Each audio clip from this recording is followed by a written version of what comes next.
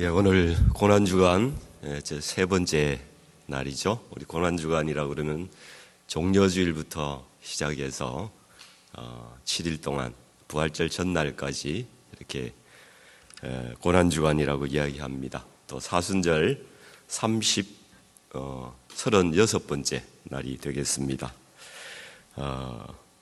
오늘 새로 나오신 분들도 계신 것 같고 감사합니다.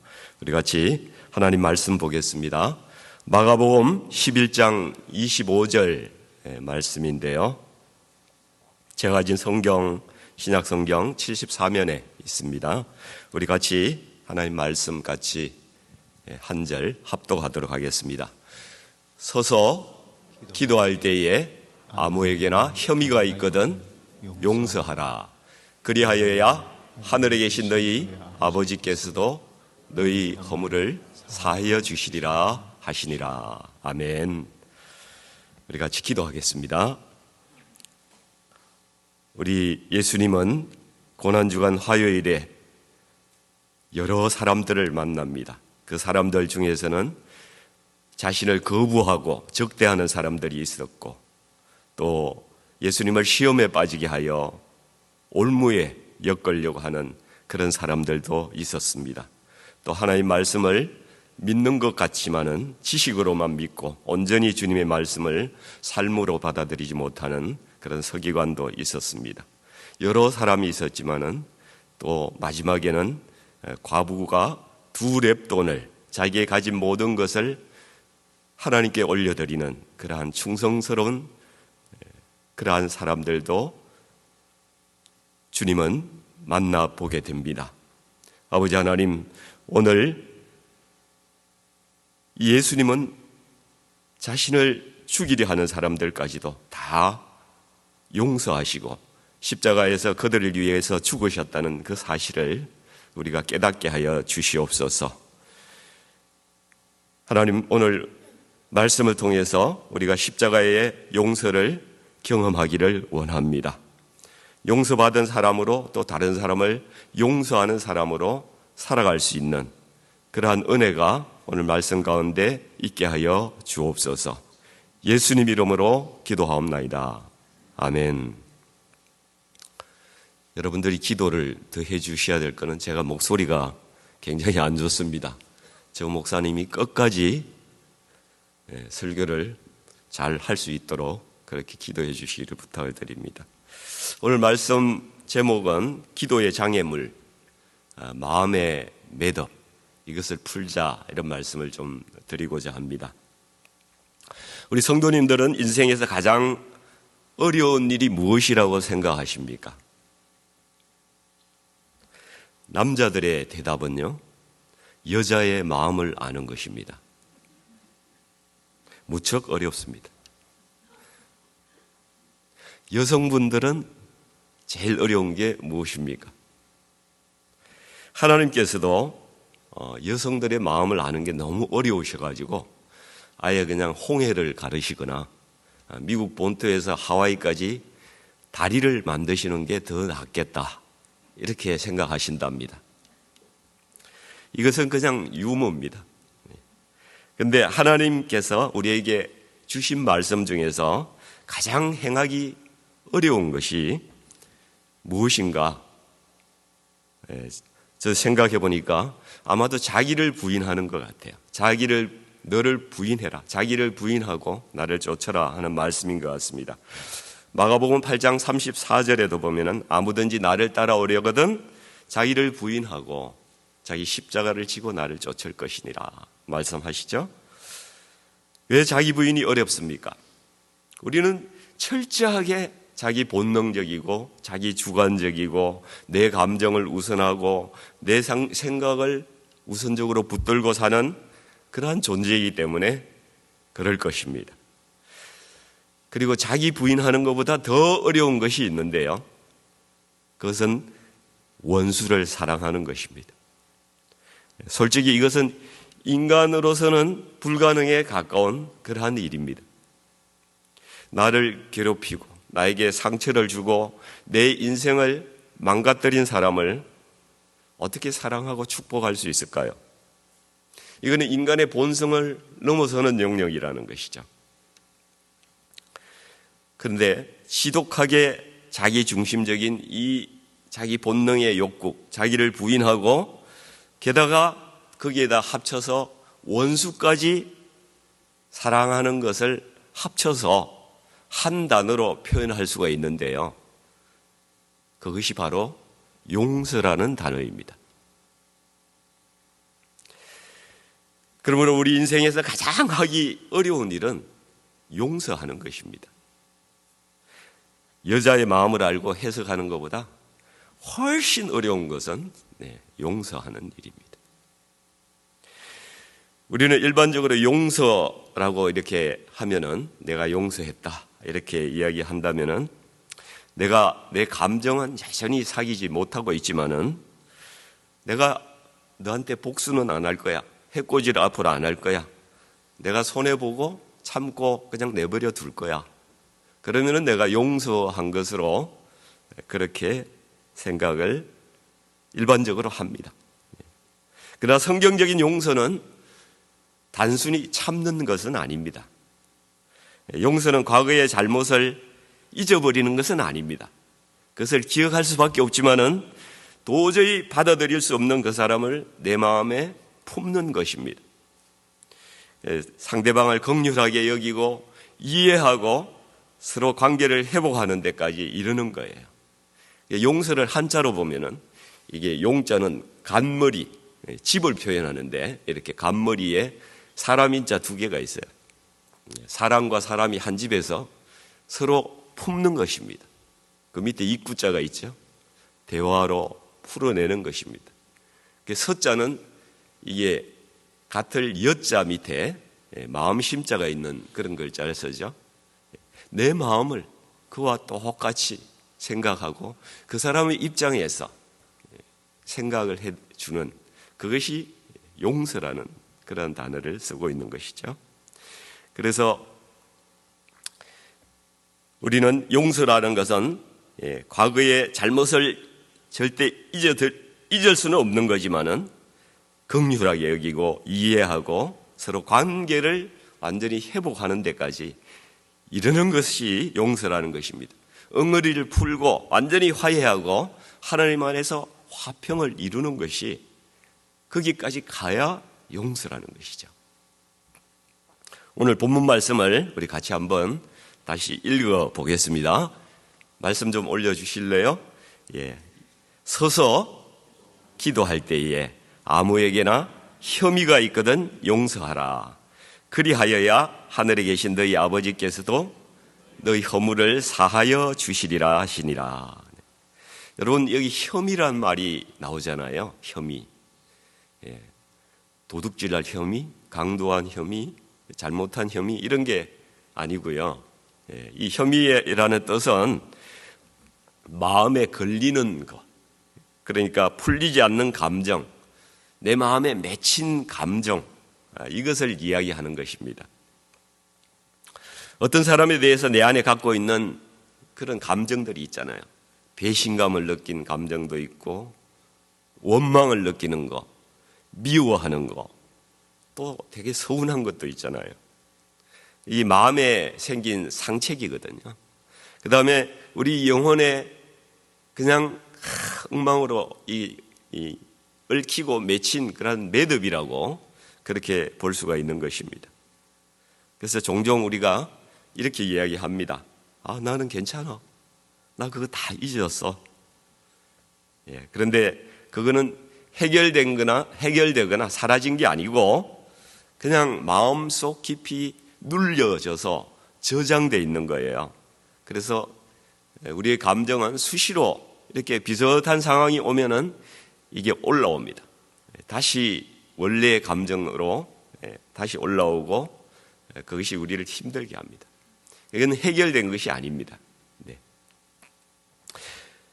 그런데 이게 문제가 되는 것은 이렇게 우리 마음 가운데 있는 상처기와 영혼의 매듭들이 우리의 기도 생활, 우리의 신앙 생활, 우리의 영적인 생활의 은혜를 막아버린다는 사실이 우리에게 매우 힘든 일입니다. 그러니까 우리가 이 맺힌 감정을 붙잡고 있으면은 하나님의 성품과 충돌하는 거예요. 하나님은 용서하라고 하시는데 내가 계속 그것을 붙들고 있는 겁니다. 또 그 감정에 묶여 있으면 어떤 일이 일어나는가 하면은 우리 마음 가운데 비트니스, 쓴뿌리가 우리 가운데서 자랍니다. 그래서 온갖 어둠의 감정들이 내 안에서 또아리를 틀고 거기에서 시작해서 좋지 않은 감정들이 꼬리를 물고 자꾸 싹이 나고 이렇게 해서 나를 지배하기 시작한다는 사실이죠. 그래서 내가 완전히 죄의 통로에 열려지는, 죄가 나한테 막 들어오고 나쁜 생각이 막 들어오는 그런 상황으로 우리가 끌려가는 그런 상황이 된다는 것이죠. 그래서 나 안에 들어오는 은혜의 문은 닫히고 죄악은 열리고 기도는 막히고 이런 상황이 된다는 것입니다. 용서하는 것은 정말 쉽지 않습니다. 얼마나 억울합니까? 억장이 무너지는 기억이 여전히 나한테 남아 있습니다. 왜 나만 손해를 봐야 돼? 왜 내가 참아야 돼? 나는 정말 억울해. 이것은 우리 이성이 작동하는 그런 영역이 아니에요. 나를 그냥 무한대로 끌고 가는 그러한 위험의 영역입니다. 그래서 용서는 우리가 감정으로 다룰 것이 아니라 정말 믿음의 결단이 필요한 영역이라고 말하고 있습니다. 여러분 한번 생각해 보십시오. 나를 배신하고 나를 힘들게 하고 나를 정말 실망시키고 나를 힘들게 한 사람이 있죠. 나는 그 사람을 절대로 놓아주지 않습니다. 붙잡고 그 감정 가지고 지금 버텨오고 있습니다. 그런데 그 용서하지 못하는 나는 어떤 사람인가요? 여러분 한번 생각해 보세요. 나도 마찬가지로 죄인 중에 죄인 아닙니까? 도저히 용서받을 수 없는 죄인이었잖아요. 지금도 죄 많이 짓고 있잖아요. 내 마음을 들여다보세요. 완전히 죄 속에 파묻힌 그러한 자가 바로 나라는 사실을 우리는 깨달아야 된다는 겁니다. 예수님을 십자가에 못 박혀 죽게 한 사람이 누구예요? 여러분, 우리 모두 나 아닌 다른 사람 때문에, 죄 때문에 그렇게 됐다고 생각할 수 있습니다. 2000년 전에 유대인들이 예수님을 십자가에 못 박았다고 그렇게 생각할 수 있습니다. 예수님은 그런데 나 때문에 십자가에 죽으셨다는 사실을 우리는 오늘 기억해야 된다는 사실입니다. 나 때문에 죽으셨다는 그 사실을 우리가 십자가 앞에서 가지지 못한다면은 우리는 예수님과 관계가 없는 사람이 되는 거예요. 여러분, 용서는 내가 인격이 훌륭하고 마음이 넓고 좋은 사람이고 그런 사람이라서 할 수 있는 게 아닙니다. 우리는 결코 그렇게 할 수 없는 자들입니다. 오직 우리가 용서할 수 있는 근거와 그 힘은 우리가 십자가에서 먼저 주님께 용서받았기 때문에 그 사랑으로 그 용서의 힘으로 불가능하지만은 그 일을 내가 하겠다고 결단하는 그것입니다. 에베소서 4장 32절에 이렇게 말씀합니다. 제가 읽어보겠습니다. 서로 친절하게 하여 불쌍히 여기며 친절하게 하고 불쌍히 여기면서 서로 용서하기를 하나님이 그리스도 안에서 너희를 용서하심과 같이 하라. 우리가 용서할 수 있는 것은요, 불쌍히 여기는 일밖에 없어요. 많은 사람들이 이렇게 말합니다. 내가 마음이 좀 풀리면은, 그리고 시간이 좀 지나면은 내가 너를 용서해 줄게. 그러나 성경은 반대로 말씀하고 계세요. 네가 먼저 용서해라. 용서하면은 네 마음도 풀린다. 그래서 용서는 여러분, 감정이 아니라 내 의지의 선택이라는 사실입니다. 그래서 이렇게 고백하는 겁니다. 주님, 나는 내 힘으로는 도저히 용서할 수 있는 힘이 없습니다. 나는 용서할 수 있는 능력이 있는 사람이 아닙니다, 주님. 그럼에도 불구하고 하나님, 저에게 용서하라고 말씀하시니 제가 용서하겠습니다. 그러나 하나님, 내 마음 가운데 있는 이 억울함, 이 엉어리들, 슬픔들, 원망들, 이거 주님께서 다 해결해 주십시오. 나는 내려놓겠습니다. 그러나 주님께서 해결해 주십시오. 이렇게 주님께 맡기면서 나가는 길밖에 없는 것입니다. 제가 한 가지 비밀을 좀 알려드리려고 하는데요. 지금 내가 용서하지 못하고 붙잡고 있는 그 사람, 그 사건, 그 감정을 내려놓으면은 원수 같은 그 사람을 내가 그냥 놓아주는 게 아니라, 내가 붙잡고 끝까지 가야 되는데 그 사람을 풀어주는 것이 아니라, 잘못한 놈을 자유하게 해주는 것이 아니라 나 자신에게 영적인 자유를 주는 거라는 사실입니다. 내가 사는 길이라는 사실입니다. 용서하지 않고 미움 속에 계속 머물고 있으면은 우리의 기도가 막혀버립니다. 영적인 어둠 속에서 헤쳐나올 수가 없습니다. 심지어 우리의 신체의 건강까지 너무나 나빠지고 위협을 받게 됩니다. 잠언 17장 22절에 이렇게 말씀하죠. 마음의 즐거움은 양약이라도 심령의 근심은 뼈를 마르게 하느니라. 마귀가요, 그것을 계속 공격해요. 계속 우리를 넘어지게 합니다. 거기서 못 일어나게 합니다. 거기서 나를 아예 죽이려고 해요. 그래서 우리는 살기 위해서 용서하기로 결단해야만 됩니다.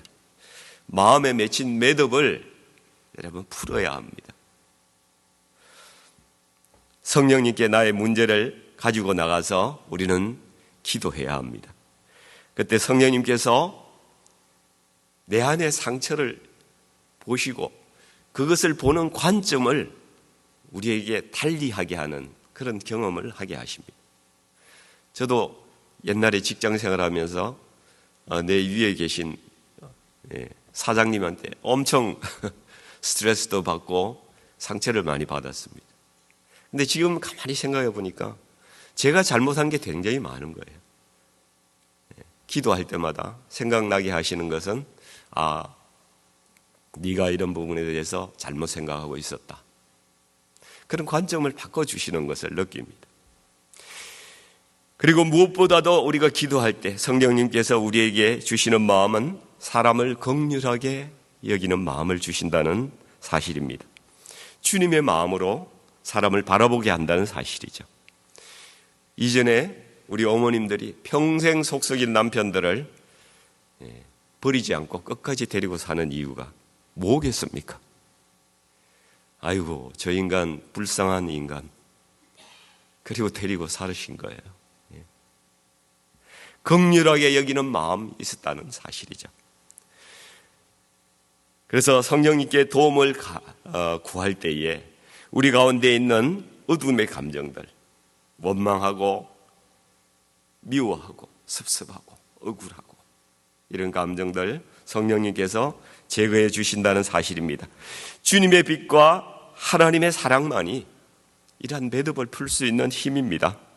이 매듭이 우리에게 풀리는 순간 기도가 열리고요, 하늘이 다시 열리고 하나님의 빛이 내 영혼 가운데 흘러 들어옴을 느끼게 되는 것입니다. 용서하는 거 정말 어려운 일입니다.